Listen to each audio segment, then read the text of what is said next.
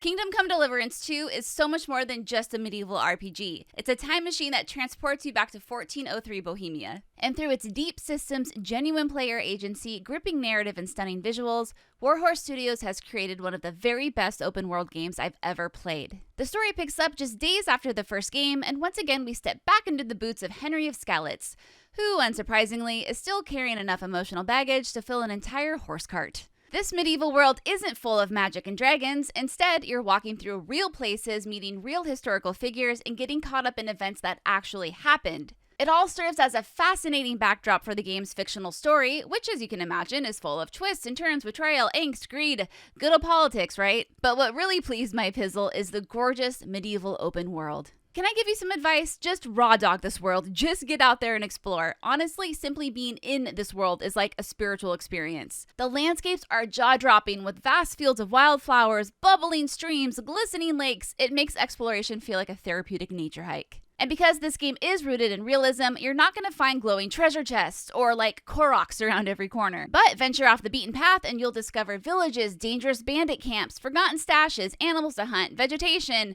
and lots of weird people. Always talk to the weird people. Very early on, the story throws you a hilarious curveball that leaves you bloody, beaten, and nearly naked with not a single groschen to your name. And it is at that point that the game kindly removes the training wheels, gestures to the wide open world, and is like, okay, have fun, good luck. But I had been waiting for that moment, and I immediately became someone who could not be held back by laws of man or God. I spent the next 20 hours exploring, assisting, and terrorizing the entire region. By day, I was a noble hero, solving local mysteries and saving villagers from cutthroat bandits. But by night, I was the region's most successful thief, grave robber, and pickpocket. And when I finally returned to the main story, I was no longer the battered and broken Henry I had been. I was now Henry the God, decked out in the finest armor, master of both blade and silver tongue, and rich enough to buy half of Bohemia. I had transformed from a peasant into a powerhouse, a saint and a sinner, and the game's systems support it all. But your actions have consequences, and people's heads are always on a swivel. New to this game is a stealth and alert system, which is very helpful when you're trying to avoid getting caught. But should you get caught, you're looking at anything from a fine to execution. I learned about this the hard way after I stole roughly 600 pounds of gear from the local tailor. His wife, that wench, must have told the guards when she saw me hanging around moments before I jacked their entire storefront. Thankfully, I was too far away to be arrested by the time they noticed their store ransacked, so I just waited several in-game days until they forgave me, returned to town, and stole from them again. Thinking outside the box during quests often pays off, so during a treasure hunt, I found a suspicious stranger wandering nearby in the woods. And rather than kill him, I just knocked him out and stole his armor, as a precaution. Later, when I found the treasure, both an alchemist and my new, still half-naked friend showed up to claim it as their own. But I smoothly convinced everyone to split it 3 ways. And then, after our touching moment of cooperation, I pickpocketed them both and got a better reward. But sometimes my more creative solutions confuse the game. Like maybe when I got a little too eager and preemptively murdered an entire camp of sketchy soldiers, minus their leader who actually ended up becoming my friend, but those definitely dead soldiers kept appearing in cutscenes like I hadn't just assassinated all of them 10 hours prior.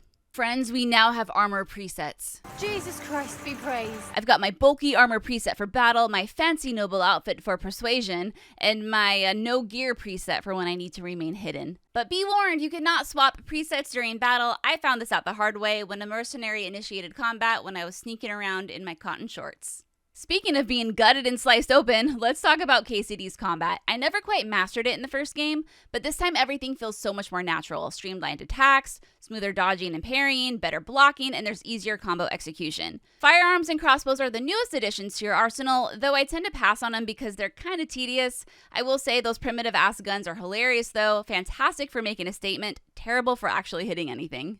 I do have a few minor criticisms. Occasionally, I found the game wouldn't support my thinking outside the box moments, like if I wanted to stray off the path and warn someone about an incoming attack. Even if it wouldn't change the ultimate outcome, it still would have been awesome to have that agency. I also wish there was like a built-in at-a-glance allegiance chart so I could easily keep track of the game's politics because I swear everyone is named Deanne and I can't keep track of them all. And then there's Mutt, our loyal companion. Don't get me wrong, he's an all-around good boy and fun to have around, but, and look at me Warhorse, I will happily throw Sir Radzig's sword into the pits of hell if it means we can have a mute barking option. On a positive note, I experienced very few technical issues in the 115 plus hours I played on my PS5 Pro. I maybe had 4 or 5 crashes and some occasional draw distance weirdness and a bit of frame stuttering here and there, but that was it. Say it with me. Jesus Christ be praised. I am so happy Warhorse didn't try a humongous overhaul with KCD2. Instead of reinventing their own wheel, they focused on polishing what already worked.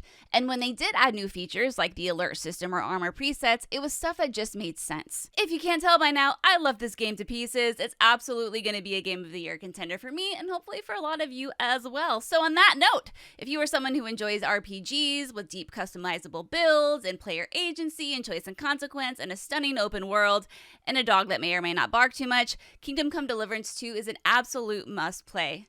Good job, Warhorse!